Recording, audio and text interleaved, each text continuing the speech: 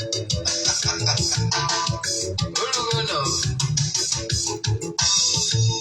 na-ebulukwa mmadụ enu ọkpụma onye mee nke ọma ebulie ya enu si ya jide nke oji na-aga n'iru. Biko ka anyị gbakọ kịta wee kenye Eze-Ana kwambọsị ọ na-eti n'ụtụtụ n'abalị ọ nọ na nkụzi. Eze-Ana Ugochitubelu, onye ọma na oraifite, onye mgbasa ozi ọma ọdịnala gaba n'ihu. Eze-Ana Ugochitubelu, onye amanye jem ọnụ, ọdịnala bụ ụzọ ndụ gaba n'ihu.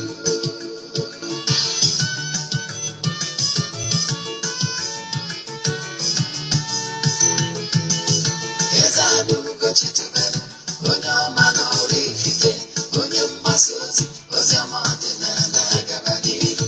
Eze-Ana Ugochitubelu, onye amanye jem ọnụ, ọdịnala bụ ụzọ ndụ gaba n'ihu. Eze-Ana ga-adị, Ugochitubelu ga-adị, Ugochitubelu temple ọ ya adị,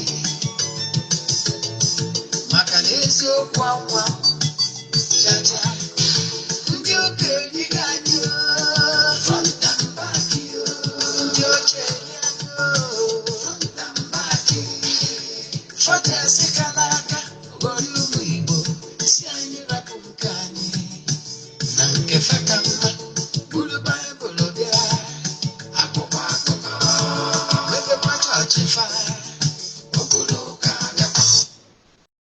Ụtụtụ ọma na ụmụ ọdịnala Igbo, abịakwa m n'oge awa nke eziokwu, oge anyị ji awa eziokwu niile agba, nke ọ bụ mụ nwa bụ Ogbuefi Eze-Ana Ugochitubelu na-anọ n'isi ya.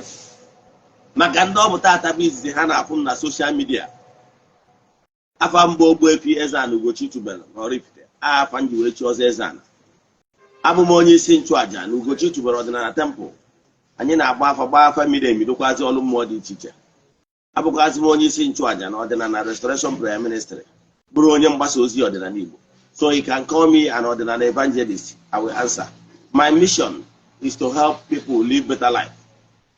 N'ụbọchị tata n'oge awa nke eziokwu, isiokwu anyị ji wee bịa n'ụbọchị taa bụ science to know that you are a called one, or science to know that you are someone with great destiny.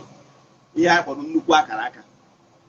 Ọ bụrụ na ị na-afụ sayensị ndị a anyị na-arụ gị ma ọ bụ na ihe na-emewute ya environment, ihe ọ pụtara bụ na n'ịbụ onye ga-azọ ndụ ndị mmadụ. In fact, ị nidiro ka mmadụ, ihe ị nidewere ka mmadụ lụtara gị ma ọ bụ activate ya that ya inner power, bido ọrụ gị. Ịghọtara ya? Ihe ọ pụtara bụ ịbụ nnukwu onye nwere nnukwu akara from birth.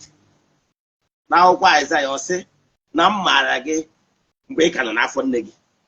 So someone with great destiny, onye akpọrọ oku bụ onye akpọrọ ya oku before ọ nọ n'afọ nne ya. Ịghọtara ya? Now na-abụ isiokwu anyị ji wee bịa, mana before anyị gaa n'iru, o nwere ọkwa dị mkpa chọọ ka m mara gị. Ihe ọ na-achịkọwa bụ ọ bụrụ na ị sonyere anyị na aja anyị na-achụ n'igwe monthly ritual anyị, echefuna na nke ọnwa Disemba ga-end na 31st Disemba. Echefukwana na ọsọ ndị sonye na anya bụ aja ga-enweta nchịkọta ya na their WhatsApp numbers. Ịma na ya anaghị eshi oyihu ọrụ na soshal midia. Maka gị bụ onye ọfụ, aja anyị na-achụ n'igwe bụ aja mbụ n'elu, aja ịpụta ihe, aja esigoro na ya bụ n'imirikite ndị mmadụ elu. Mana ya anaghị eshi oyihu ọrụ na soshal midia ma na telivishọn anywhere. Ọ dịrọ necessary, ọ bụrụ ihe ha ji maka ya bịa. Ị nwekwazịrị ike isonye na aja ebe ọ bụla ị nọ na nsọtụ ụwa dum. Mana I can tell you one thing, na aja anyị achụghị ya for over 2 years. O nwere ndị na-esonye na aja every month na-eme isibere. As we speak, o nwegoro ndị bụ ukwu 2024 January to December. Aja bụ aja a na-achụ n'igwe maka na ike dị. Ihe anyị na-eme ewu ịchọ isonye na aja anyị, forward ya 3 prayer request gị. Anyị debe ya n'ọta na-achụ aja, na-ekwubi okwu, na-aga ọfọ n'isi gị. Ụbọchị anyị ga-achịkọta ya, anyị gaa na mmiri ga chụọ ndị mmiri aja, gbagota na temple, chụọ aja to entities of powers. Ogbuefi Eze-Ana. One naked, what you don't know is only a mystery to you. I want to choice when I he gave me we forward a 3 prayer request. He made donation token to the account number.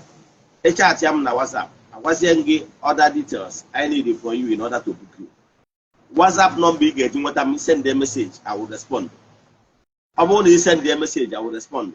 I want to I'm busy with all my PA will pick it.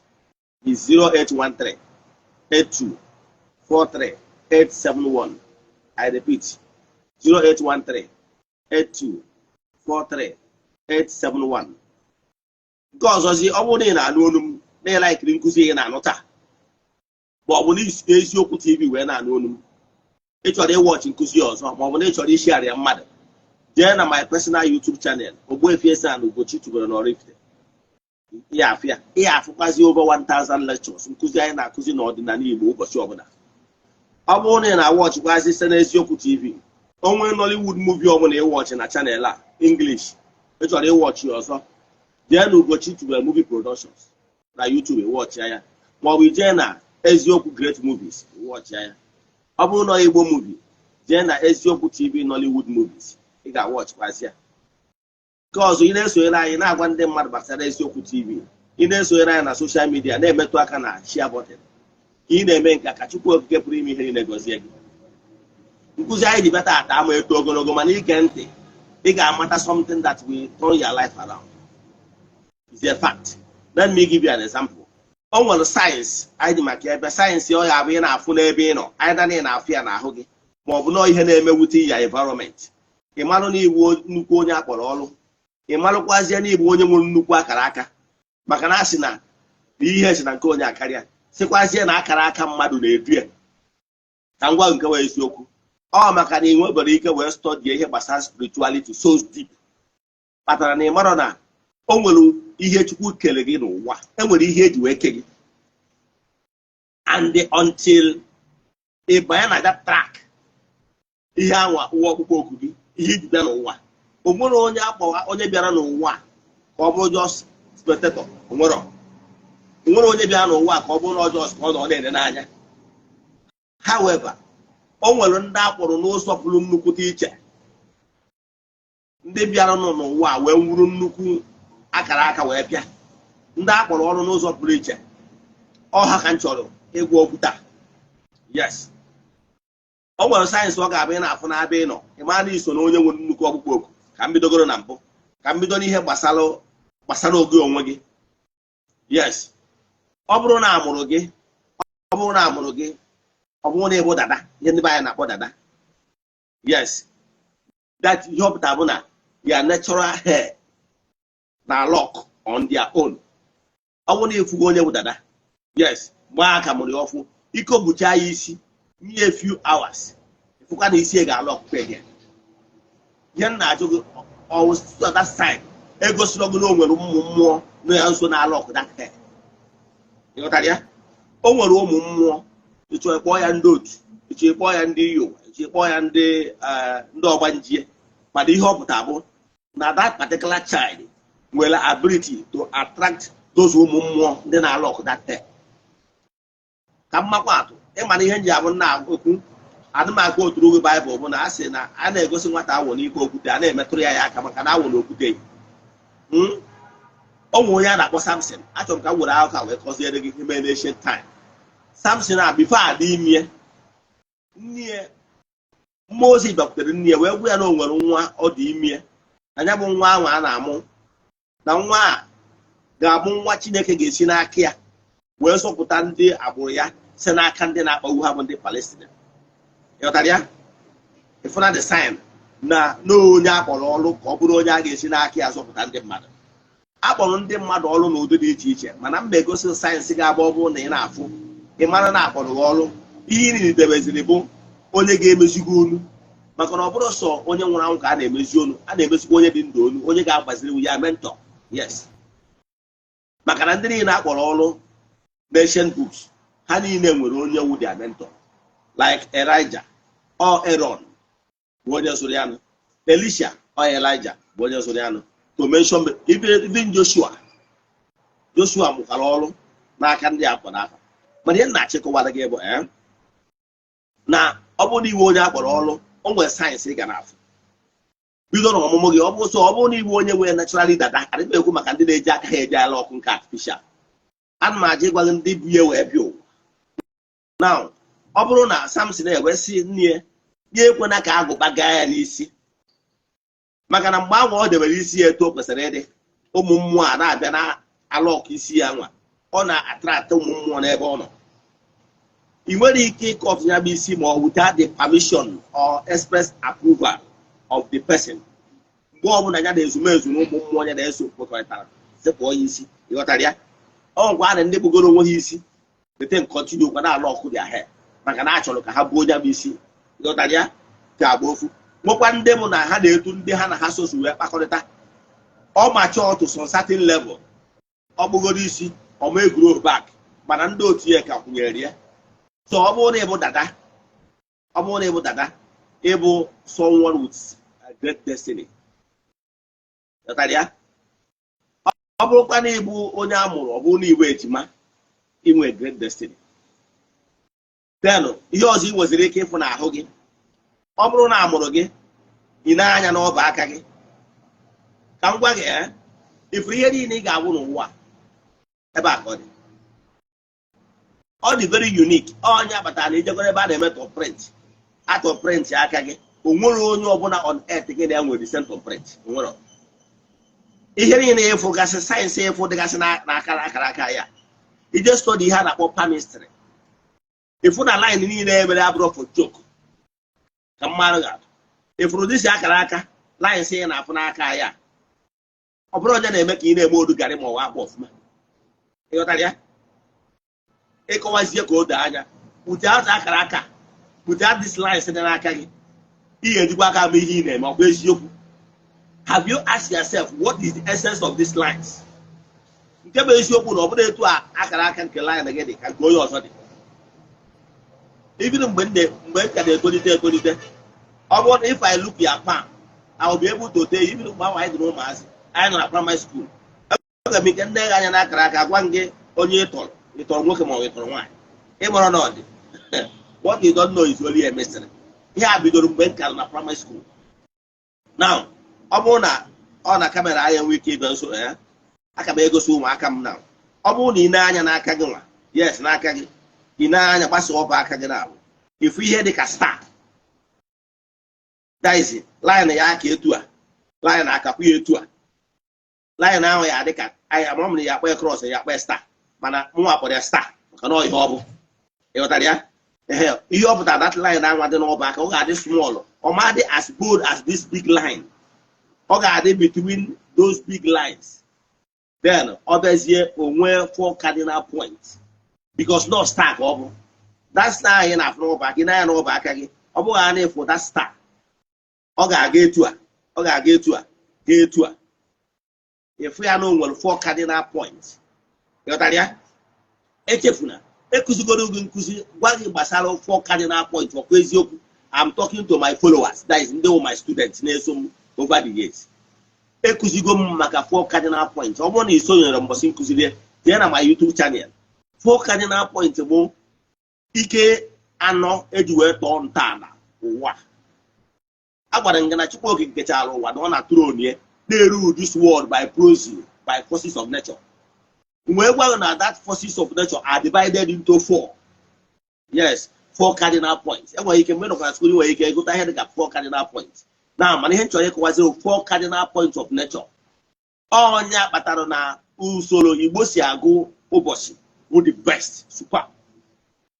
Yes, Igbo na-agụ 444. N'ọnwa Igbo na-agụ 44. Gụta 28 bụ ofu ọnwa n'ala Igbo. Kpatara na Igbo calendar nwere 13 months.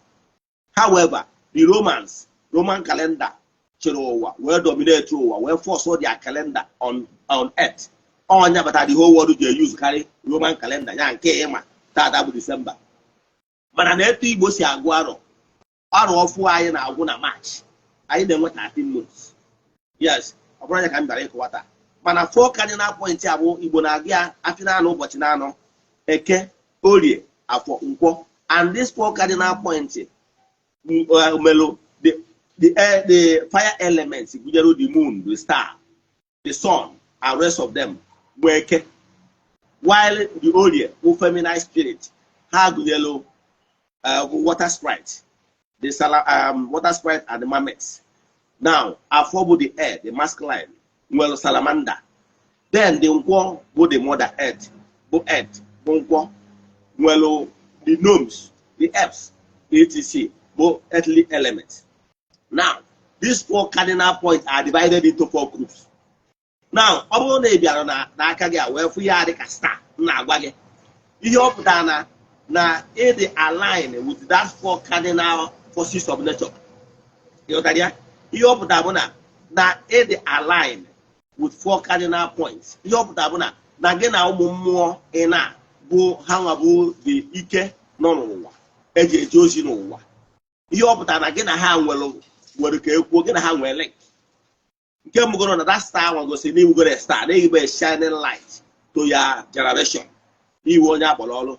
Nke abụọ abụ igosi gị na that particular person na mmadụ na ike anọ dị n'ụwa ga-erubere gị isi. Ịghọtara ya? Ma ọ bụrụ na ịghọta onye ịbụ wee mee activate. Ịghọtara ya? A na-eme ya activate.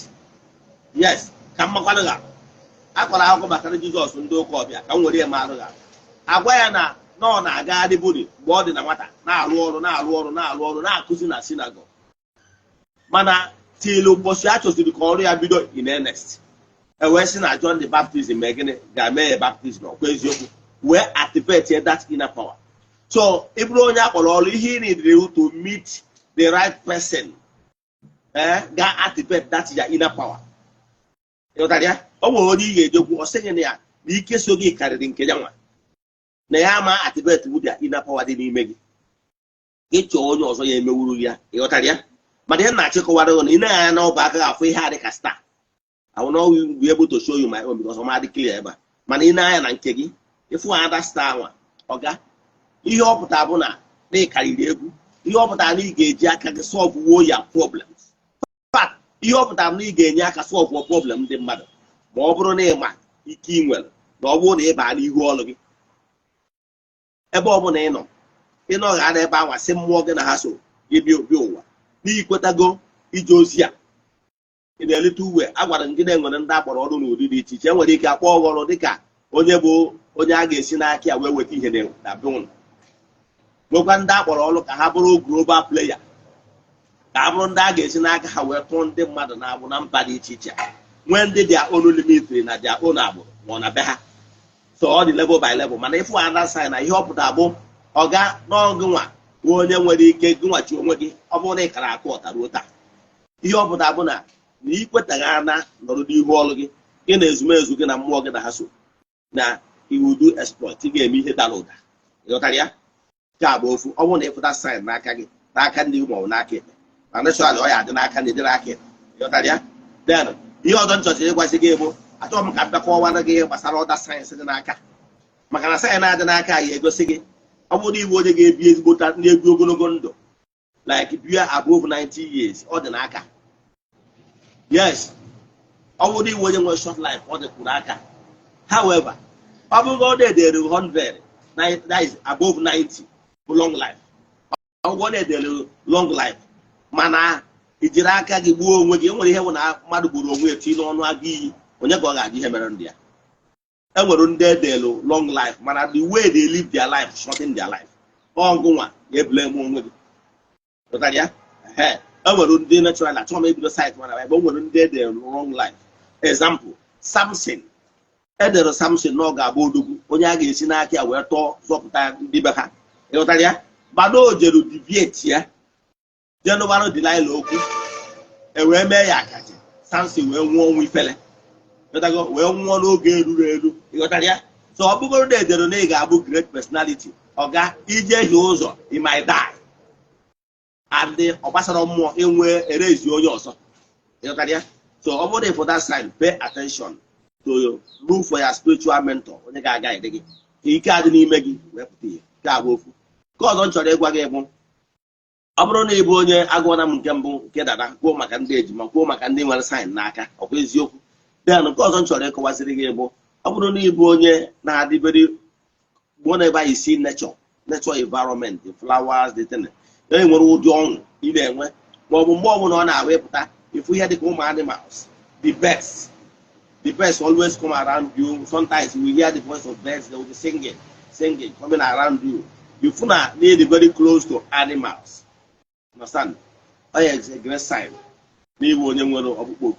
Dọtara ya. Nke ọzọ, ọ bụrụ nke ịnọ ya, nke ise yes. Ọ bụrụ na ịbụ onye na-abụ ọ bụrụ na mmadụ mee gị ihe ọjọọ, iwe ezigbo iwe n'ebe onye anwa nọ, ọ bịa na mmezu. Dọtara ya. Mgbe o ji na-abụrụ na onye a ga-abịakabịa na ya biko si na sinsi ya mere ihe ha na ihe nwere rest of mind, na ya na-alawụzi ụla, ya na-enwe nka ma ọ na nke a na-eme nke a na-eme a great sign na ịbụ someone with great destiny. Number 6, ọ bụrụ na ịbụ onye na-abụ ọ bụrụ na ịlọ nlọ ahụ ịlọ na-eme, ọ bụrụ na ịbụ onye na-abụ ịlọ nlọ gaa abụrụ na ọnlọ ihe ji akwa ya nlọ ka iwe nwee ike maka na ị nwere ike ọ bụrụ na ị na-alahụ obere ụla, ihe ahụ vision. Ị bụrụ onye na-abụ ifu vision, ikwuo na ihe na-etu a ya eme ome maka ihe esima. Ọ bụrụ na ịbụ onye na-abụ ịnọgide etu a mgbe ọ nwere icheta maka mmadụ aịza na onye ahụ abịara fisikal ọ na onye akpọrọ na fon, onwe ndị ọ na-greatly now ọ nwere ike na nnọgide etu a nchee maka mmadụ anyị n'otekwa na mfude maka onye ama izi aịza na onye ahụ bịara abịa ma ọ na onye akpọrọ na fon. Ọ bụrụ na ọ na-eme gị with this thing now, ị ga-eji ya ma mgbede nje na-abịa ihe na-eme ihe awụ ụmụ mmụọ gị na ha so na-eme datin ime ihe eji egosi ụmụ ihe ndị a ka ị wee mara onye bụ. Ọ bụghị ha nọ na-eme ichee maka mmadụ aịza na onye ahụ abịa ma ọ na onye akpọrọ gị ma ọ bụ na ọ na-abụ onwe ihe ọbụla egosiri gị ihe ahụ eme exactly etu esikwa gị ya then ma ọ bụkwa na ọ na-abụ ọ bụrụ na mmadụ mejọọ gị na onye ahụ ma enwenata peace si na onye ahụ abịa ya obiko. Ọ bụrụ na ọ na-eme gị etu a ihe a bụ great signs gosiri n'ịbụ onye nwere ọkpụkpọ oku ma ọ bụ n'ịbụ onye nwere great destiny, ewu a great personality, nnukwu mmadụ with nnukwu akara aka. Pay attention to this your destiny, believe in me. Akara aka onye na-edu ya mana izi epiti na ndị be anyị ada study those things lines efu n'aka gị ijo na of fancy church jekwu ya closest neighbor right now as we speak. Debe aka gị debe aka ya ifu na o nwere ihe dị iche, ọ bụrụ ebe line ga n'aka gị ka ọ ga na nke ya. All mystery of life. So ọ bụrụ na ị nwere good destiny then work it out. However, ejigo m sansi malụ ga ị nwegoro good ọkpụkpọ oku nwee good destiny mana ị work it out, you will die and go. Forces of nature will still raise another person. Ị ghọtara ya? So ọ ka mmụọ si eme. O nwere ndị akpọrọ oku atụ na ha ma anọ n'ihu ọrụ. Ị ghọtara ya? Ịjụ na ịma anọ n'ihu ọrụ, the nature can never live vacuum. Ifu na o nwere ndị ga-eji aka ha present onwe ha to be called in order to create to block vacuum. Ka mmadụ akọrọ akọ maka gbasara mgbe Jizọs bụ obe na-eje na Golgotha bụ eziokwu. Ụmụazị ahụ emefum wee disappear, ha bụ ndị akpọrọ ọrụ etago ha na o wee bụrụzie onye a na-akpọ what is that name again? I can't remember that name. Onye Arimatia. Yes, onye Arimatia bụ onye bịaziri wee sị gị bịanyere ya aka ka o wee buo obe. Remember that onye Arimatia abụrụ onye akpọburu ya n'ọrụ so na 12 apostles, so na 72 disciples. Mana ịfụnanya nwa na onwe present na onwe to be called. So ihe m na-achịkọwara gị ebe ha ịjụ na ime eje n'ihu ọrụ gị, nature will bring another person that will represent you. Ịghọtara ya? Mana ọ kaara gị mma ka ije n'ihu ọrụ gị maka na ije n'ihu ọrụ gị na-alụ ọrụ gị na-enwe aṅụrị wee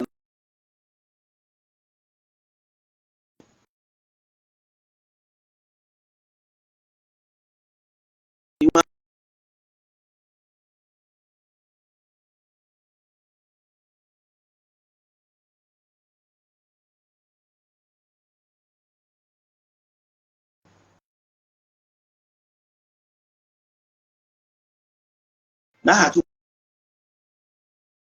ndị niile na-esonyere anyị, ndị ha na-esonyere anyị ha na-emetụ aka na share button, ndị niile na-esonyere anyị n'eziokwu TV na-agwa ndị mmadụ gbasara eziokwu TV, ndị niile wụ ndị friends of the temple na children of the temple, ya nakwazi ndị niile sonyere anyị na-ajụ ọnwa Disemba.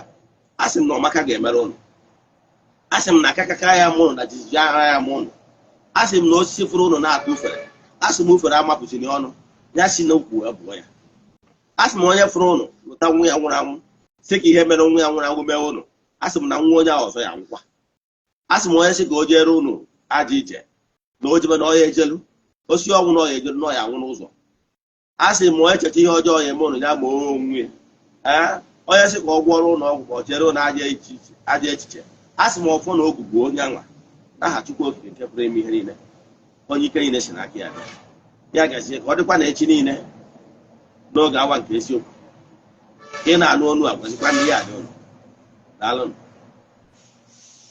Ndị enyi m metara onwe m dị soshal midia, ọ bụkwazie na o nwere meseji chọrọ isendịrị m personal na my personal WhatsApp, send alụ m ya.